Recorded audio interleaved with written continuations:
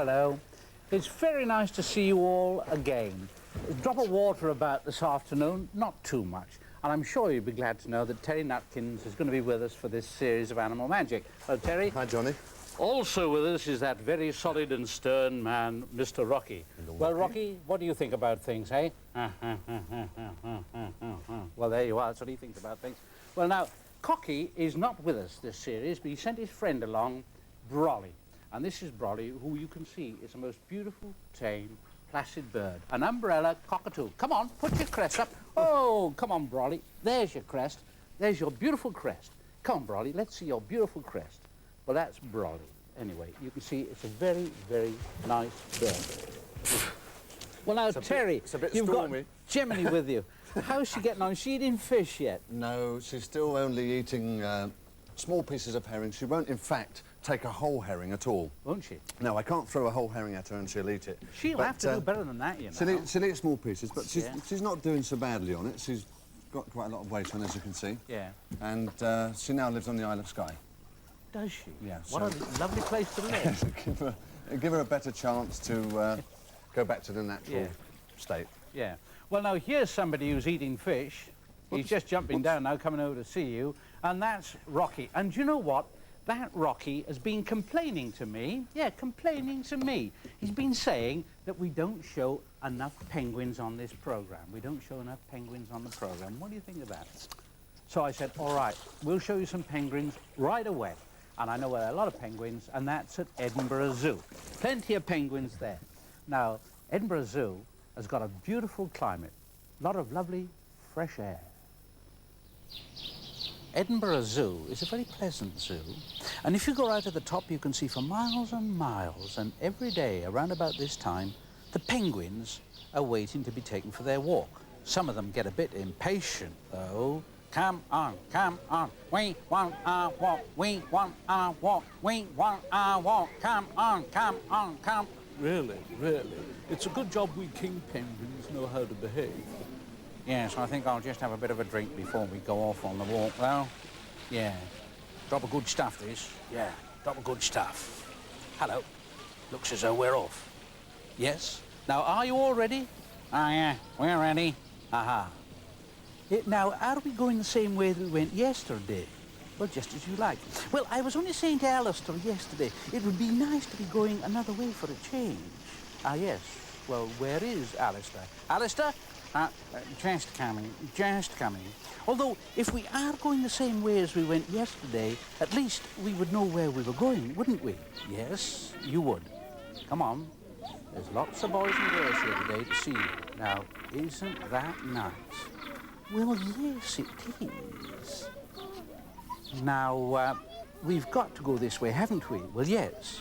Our hands are rather tired, aren't they? Yes, they are tired. Come on, this way. Well, of course, the other advantage of going the same way as yesterday is that it does give one a sense of security, doesn't it? Well, yes, it does. You see, if you do have that sense of security, then you have nothing whatever to worry about, do you? Oh, no, that's right. That's right. On the other hand, one does have that niggling little worry that it'd be nice to be going a different way, perhaps. Yes, well, you'd better watch out. There's a car coming. Look out. Ah, zebra crossing. Now, this is very off-putting. You see, we've never met a motor car before, here. It's a zebra crossing, all right. You're all right. Oh, well, that may be, but as I said to Alistair yesterday, I'm never really happy until we get onto that little bridge. Well, you're on the little bridge now, so let's swing it, shall we? Ba-doom, ba-doom, ba-doom, ba-da, ba-dee, ba-da, ba-dee, ba-da, boom, ba-dee, ba, ba-dee-da-doom, ba-da, chee, da-boom, da-bee, ee-ree. What the devil's going on?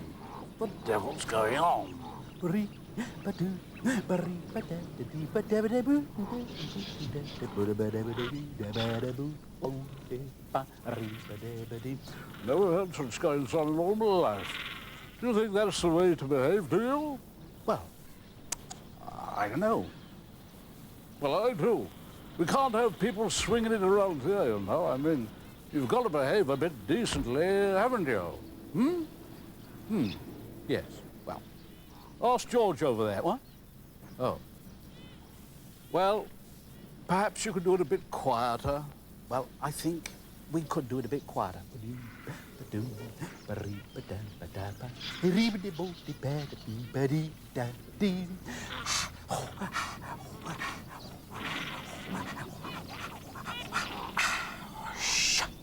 There you are, back home after your walk.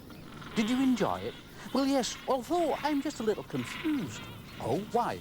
Well, as I said to Alistair, I said, I really don't know whether we went on our usual walk or whether we went a different way. Well, you went on your usual walk, but it was a bit different. I thought it was a bit different. I thought it was. Aha.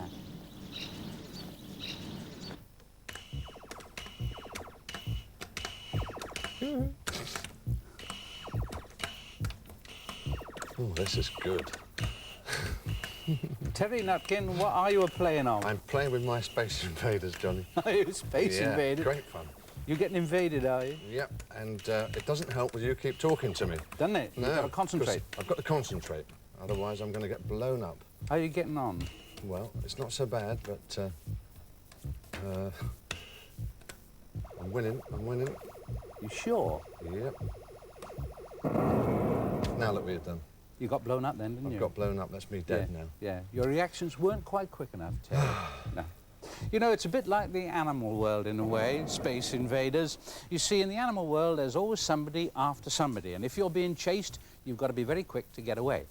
And if you're the hunter, then you've got to be a very, very good marksman. Now, we've got some pretty good marksmen with us in the studio this afternoon. Now, we've got in this tank some archer fish or rifle fish, and they eat insects. And they eat insects by squirting water at them and knocking them down. It's quite simple. They suck in water through their gills. They've got a groove in the roof of the mouth, the top of the roof of the mouth. Then they just compress the tongue up to the mouth and they shoot out a jet of water and knock insects from the overhanging vegetation. And they can aim as high as 6 feet, which is not a bad shot, really. 6 feet. Well, now, we want to show you how they do this, if we can. And just to illustrate it, we've got a bit of a stunt here. We've got a sort of a, well, it's a firefly, a false firefly with a flashing light there. You see? It's a firefly. Well, now, that's connected to a long piece of wire which goes through a loop.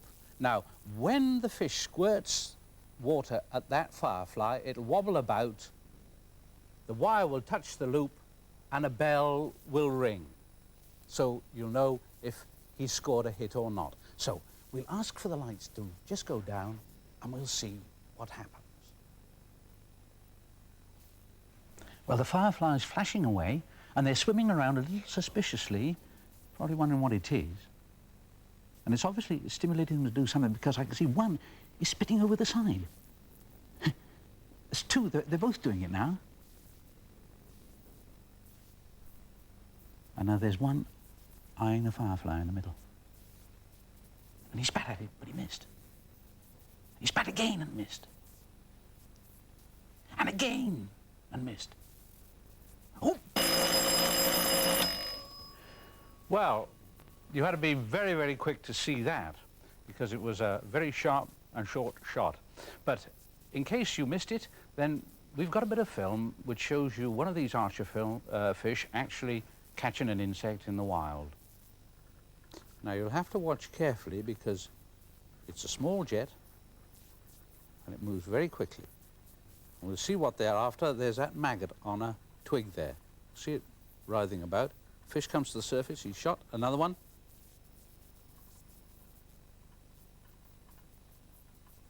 Watch carefully. There's another jet. 3 or 4, and he's down on top of the water, and goodbye. Well, we've seen a couple of spitters, and now I'd like to show you a well-known chucker. And this little one chucks sand, little grains of sand, and it's probably one of the smallest animals we've ever had on Animal Magic. I'll just put him down here where you can see him. There you are. There he is. Impressive, isn't he? Look, there's my finger beside him. So he's very, very tiny, and he is called an ant lion. An ant lion. Now, This little insect is in its larval state. That means that before very long, it's going to change. And when it changes, it will change into something like a very beautiful dragonfly. But in the meantime, of course, it's got to feed itself. And now it has a very, very cunning way of feeding itself because it feeds on little insects. Well, now what it does in the sand, it digs a hole, a little crater, about 3 inches in diameter and about 2 inches deep, just like that. And then the cunning little fellow, I'll put him in, he just goes down to the bottom of this crater and there he buries himself in the sand. Well, it's probably a bit strange for him at the moment, but he is burying and he's gone in. Well, now, the next step is this. He waits, with just his eyes sticking out and his claws, he waits for an indication there's somebody about. Well, he's buried himself in the sand. Now, I'm going to try and imitate the action of a little ant walking across the crater there and disturb some sand, and we'll see if he throws some sand at the little ant. Here we are. Here, he's there somewhere. There's the sand. Well, he's obviously a little strange to this, and he's not... Oh, yes, you saw him flick then just a little bit, but he's obviously a little strange to these circumstances. Well, now, we've got a film of what they do in the wild, and you'll be able to see fairly clearly here how this clever little chap hides himself in the sand and then waits and waits until an ant comes along. Well, there he is. Now he's burying himself in the sand. Dig-a-dig-a-dig-a-dig-a-dig, dig-a-dig-a-dig. There he is. He's in. Just his eyes and his claws sticking out. There. Now, just waits. And along comes an ant, unsuspecting, doesn't know there's anything about, nothing waiting. He disturbs the sand, and there you can see the sand being thrown at him by the little ant lion. More sand thrown at him, and it carries him down right to the claws of the ant lion. And that's the end of him. And from the ant lion, we come to the mountain lions, because we've got a couple of little mountain lions here, and they come from Gilsborough Grange Bird and Pet Park. Now, I call them mountain lions, but they're also known as pumas, and they're also known as cougars. Now, the extraordinary thing about these two little mountain lions, or pumas, is that they've both had as a foster mother this lovely mongrel called Cully. Cully, what can you smell? Here's this little one here is just 2 weeks old, and this one is a little bit older, about a month old. Well, now, the pumas, as you know, are found in the Americas. They're found in North America, and they've got a tremendous range right down to South America. That's why their name changes from puma to cougar and mountain lion, and their colour also changes as well. And they've earned for themselves, I'm afraid, a bad name, because they are inclined to go after sheep. That's because, of course, we keep sheep in flocks, just like with a fox in this country, we keep chickens in pens. Then they are inclined to eat rather more than they can at one sitting. They are inclined to kill pretty ruthlessly. And you can see they're very strong little things, and they make quite a bit of noise. Okay. I know, Terry, you once kept a wildcat, didn't you? Yeah, I kept a Scottish wildcat. And how'd you get on with that? Oh, very well. Kept it for about 2 years. Did you? Yeah. But did you ever get it really tame? No, not really. It's very difficult to get them fully tamed. Yeah. Could you stroke it? Just. You just from a distance, yeah, sort of like that. Yeah, because they're a load of tin tacks, really, aren't they? That's right. When they get going. That's right. Now, Terry, you've had a lot of experience with otters and dolphins and so on, but you've been bitten once or twice by otters, haven't you? Yeah, I was bitten by an otter. Well, there we are. There's 2 fingers. Yeah. There. That's rather serious, isn't it? Yeah, and it just goes to show that they are wild animals, and you've got to respect them, and they all will bite if they're given a chance. Because they're so quick, aren't they? And they're so quick, and well, it's just something you have to be careful of. Yeah, because you worked for Gavin Maxwell, didn't you? That's right, and as I said earlier on in the programme, we have now moved up to Skye. Yeah. And we were up there with the Animal Magic cameras not so long ago, doing a film on otters, wild otters. A lot of wild otters up there? Lots of wild otters, yeah. And you can Lovely see to them. see. You can see them? Yeah, it's marvellous to see them. And we did a very nice film.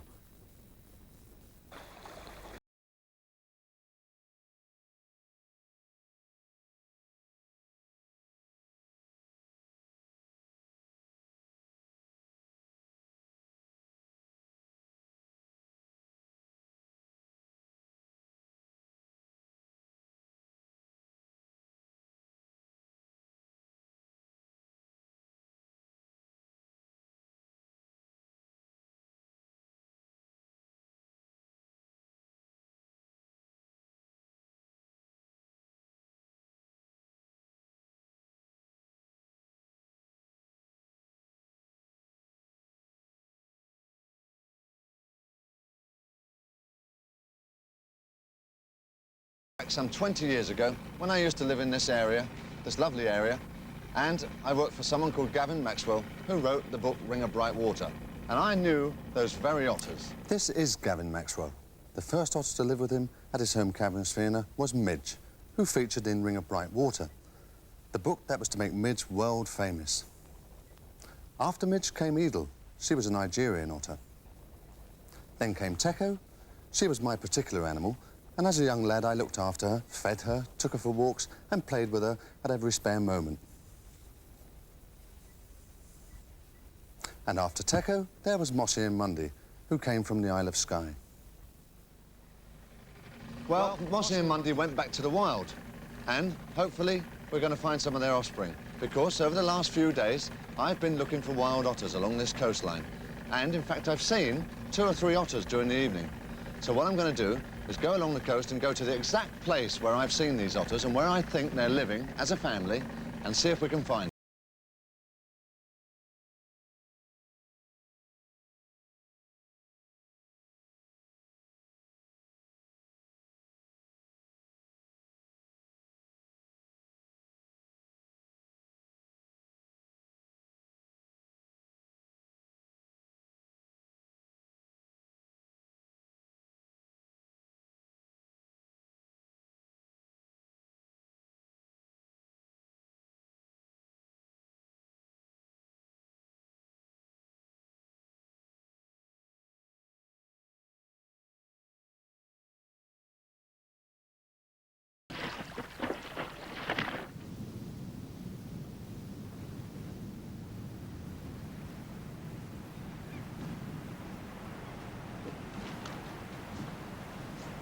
Well, this is absolutely glorious otter country. Lots of big boulders, lots of foliage everywhere. And in fact, a wonderful place for an otter to live because they like to get away quickly if they have to, and they can come out of this cave here and go straight down into the sea. So what we'll do is have a look inside and see if there's anything in there or has been in there.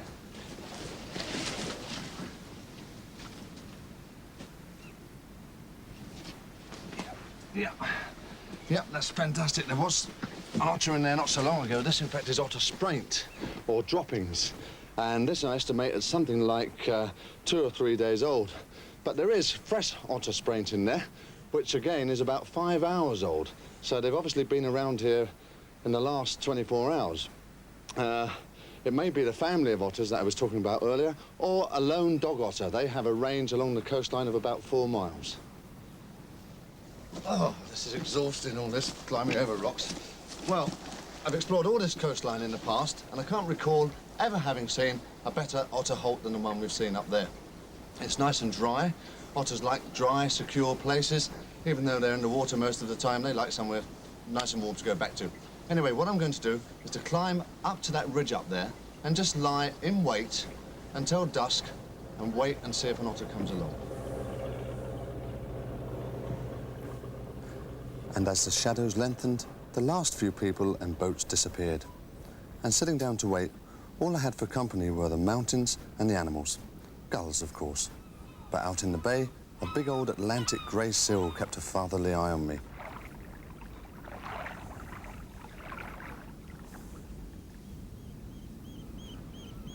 It was about 10:30 when I saw the otter.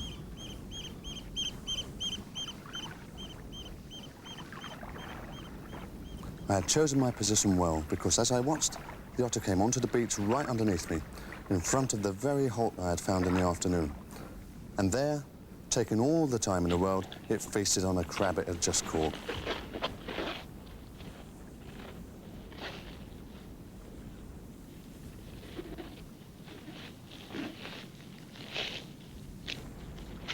The animal was literally just a few yards away. I could even hear it crunching the crab's shell. I could see the droplets of water on its fur.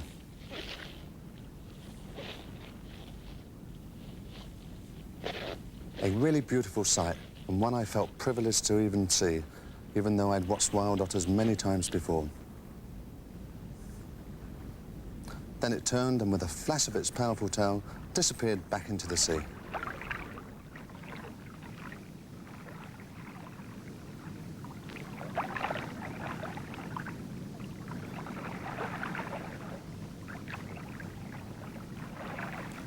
I've never seen an otter in the wild, and I don't suppose you have you? But I expect you've seen one of these, but not in the wild. You know what it is, don't you? Of course you do. It's a golden hamster. Now, they're very, very popular as pets, and they were discovered in 1930 in Syria when somebody found one female and 12 little ones. And from those 13, all the golden hamsters that we know have been bred. Well, there they are. They're charming little animals, and a firm called Rotostack have invented a lovely place for them to live, because hamsters love to live in burrows. They like to dig down and have tunnels and chambers where they can scamper around in secret. So we've got here a special little place for hamsters made by Rotostack. There it is. Now we'll just put the lid on so that he can't get out, and there he is already coming down a tube there to find his way about this incredible complex that's been built. Now it's a mass of chambers and tunnels, secret passages. You can scamper about everywhere. Here it is, a most wonderful sort of block of flats where they can all live. You see, they've got their special little chambers, and they can go up those funnels, or they can go down those funnels, just whichever they decide to do. There he is, going down. He's coming out of the bottom. There we are. There's another room that you've got to play about in, drink water. That's very, very nice. Yes, I'll go down another funnel too. Yes. So you can go right from the penthouse down to the basement if you feel like it. The only trouble is you've got to get back up again, haven't you? Wonder who lives down there. I'll call in for tea. Boom. Boom. And through that way. Haven't been down there before, have I? Don't think so.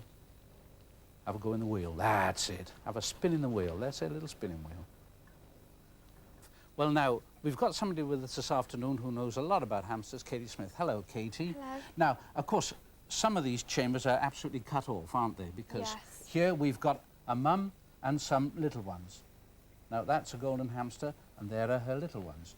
Look, there's a little one all on its own over there. Let's just pick him out, shall we, Katie? Look at that. Isn't it tiny? They're only a couple of days old now. Are they? Yes. And this is an ordinary golden hamster? Yes, that's an ordinary one. And how many did she have? 6, was it? 5 or 6, 5 or yes. 6, yeah. Let's put her I have back, quite because a Mum's few. getting a little bit worried. Shall we put the top back on, Katie? Don't fall out, Mum, whatever you do. There we are. Now, these look a little bit different, Katie. What are these? Yes, they're much smaller and they're rarer. They're Chinese hamsters. Chinese. And these are little ones too, Yes, she only had 2 babies. They don't usually have more than 2. don't they? No. And they've got this nice little stripe on them. Yes, it's just coming to show clearly now. When they're adult, they have a thick black stripe down their back. Very different, aren't they? Yes, very. Better put him back. There we are. In with Mum. Put the top on. There you go, Mum. Now, we've got something a little bit different down at the bottom, haven't we, Katie? Yes. Going past block C and block D and block Z. Who have we got here in This- solitary confinement? This is the common European hamster. Yeah, It's much, much bigger, yeah. and it's also bites harder. Does It's it? quite vicious, yes. Yeah, so you can't pick him up. No. Now, they were hunted once upon a time, Yes, weren't they they? were hunted for food, for people to eat, but not anymore. Not really, anymore. Not much, no. No. Well, thank you very, very much, Katie, for coming. Thank you. Now, what about having a look at Gemini? So I hear some noises in the background.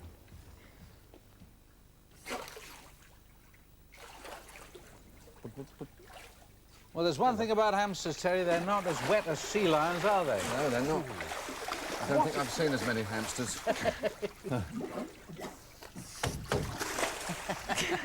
And you like sea lions, Katie? Yeah, I think they're lovely. Yeah, we love sea lions. They're marvellous, aren't they?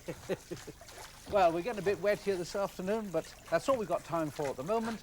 We'll be back again next week. And so until then, from all of us here, bye-bye. Bye-bye. After the break here on UK Gold, Willie Rushton reads the story of Winnie the Pooh, Jack and Ori, next.